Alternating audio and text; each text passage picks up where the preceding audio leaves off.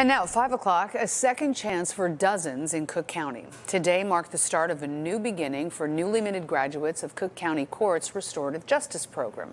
NBC5's Courtney Sisk reports. Through this program today, 46 graduates will go back into the Chicago community as contributing citizens, not convicted felons. If you've never made a mistake, I want you to raise your hand. Silence and not a single hand. It's that realization that serves as a founding principle of the Restorative Justice Community Courts, founded in 2017. What this program is a program that focuses on healing rather than punishment. Men and women between 18 to 26 who have nonviolent misdemeanors and felonies find a second chance in these courts. They're offered access to job training, educational opportunities, and support. Their cases are dismissed and records expunged. They are heard. They get to tell their story. That doesn't happen over in the criminal court. Judge Patricia Spratt, who heads the court, says a study evaluated the program post-graduation compared to a control group of people with similar cases. It found just 13% from the program repeated crimes, while 65% of those who never went to the program continued criminal activity. When we return them to the community and they don't commit crimes, the crime rate in the community goes down. And when the crime rate in a community goes down, businesses come back into the community. And Thursday morning marked brighter days ahead for graduates like Jeremiah Clark. It feels great.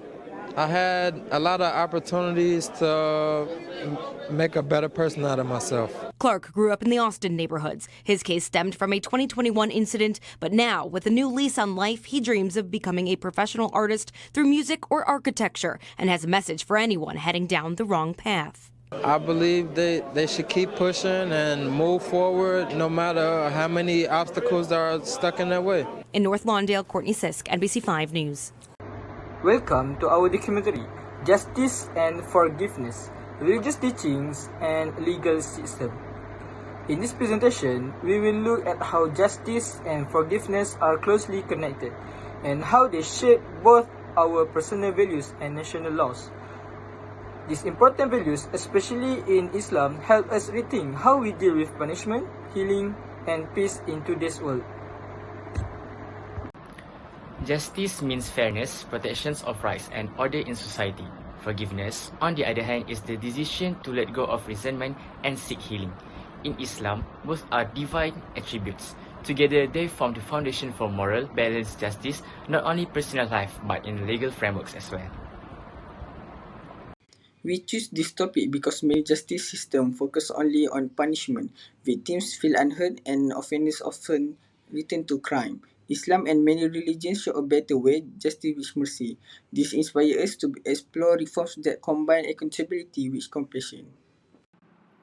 Many legal systems face issues, long delays, harsh sentence, and little care for personal circumstance. Like a case in Malaysia where a father was jailed for stealing baby formula. It followed the law but lacked compassion. It raised questions about whether justice is really being served. Some countries like Canada and New Zealand now use restorative justice. It brings victims and offenders together to talk, heal, and rebuild. This system matches Islamic values, not just punishing, but restoring trust and dignity. The Quran calls for both justice and forgiveness.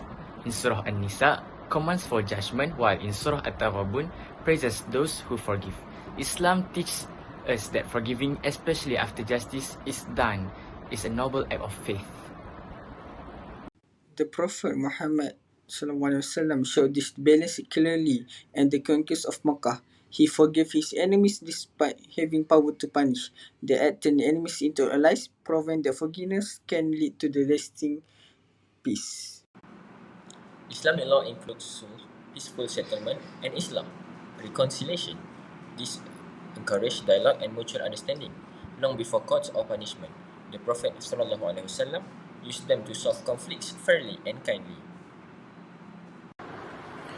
Experts agree forgiveness lowers trauma and reduces repeat crimes. Dialogue-based justice helps both victims and offenders heal. Islamic scholars support this. Justice protects, but forgiveness uplifts the soul. We suggest 4 steps. Use restorative justice for minor or family-related cases. Train legal professionals in Islamic ethics. set up community mediation centers, and lastly, promote awareness through education and media. The conclusion, justice without mercy is cold. Forgiveness without responsibility is incomplete. Islam shows us how to balance both, protecting rights while healing hurts. This is the key to peaceful, fair, and united communities. Thank you. As the Quran says in Surah Ashura, verse 40, whoever forgives and makes reconciliation, his reward is with Allah. Let's strive for justice that is fair and forgiveness that transforms lives. Thank you for joining us on this journey through the values of justice and forgiveness.